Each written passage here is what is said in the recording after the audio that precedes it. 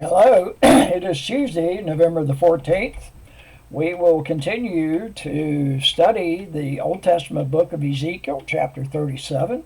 Today we will be reading verses 7 through 14, and this is the Greenbrier Valley Church of the Nazarene with your daily devotion. And here is the word of the Lord. So I prophesied as I was commanded. And as I was prophesying, there was a noise, a rattling sound, and the bones came together, bone to bone. I looked, and tendons and flesh appeared on them, and skin covered them, but there was no breath in them.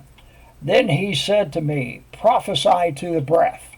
Prophesy, Son of man, and say to it, This is what the sovereign Lord says.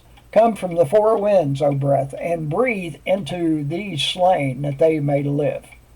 So I prophesied as he commanded me, and breath entered them.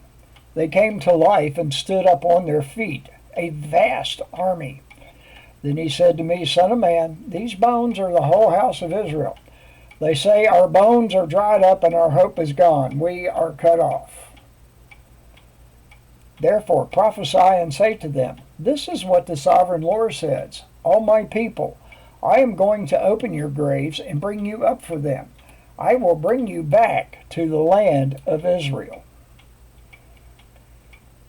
Then you, my people, will know that I am the Lord, when I open your graves and bring you up from them. I will put my spirit in you, and you will live, and I will settle you into your own land. Then you will know that I, the Lord, have spoken, and I have done it, declares the Lord. And that is the word of the Lord. Our article today is titled Promise of a New Life by Kara Schoenemann. Here's what Kara has to say to us today. I played soccer in college, and sometimes at the end of practice we would run sprints.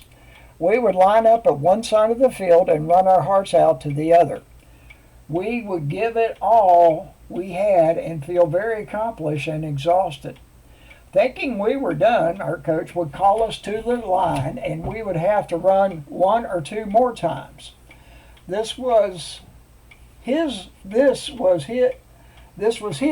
way of showing that our bodies are capable of much more than our minds think.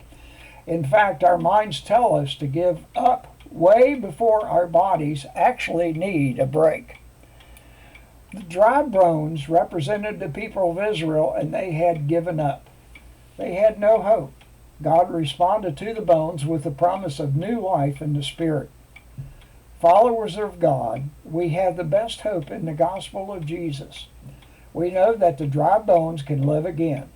Not only do we have this hope, but this hope can be shared with the world through us. Thanks be to God, because there is hope. A Mighty Fortress is Our God by Martin Luther, and this was translated by Frederick H. Hedge. The word above all earthly powers, no thanks to them abatteth. The Spirit and the gifts are ours through him who us sighteth.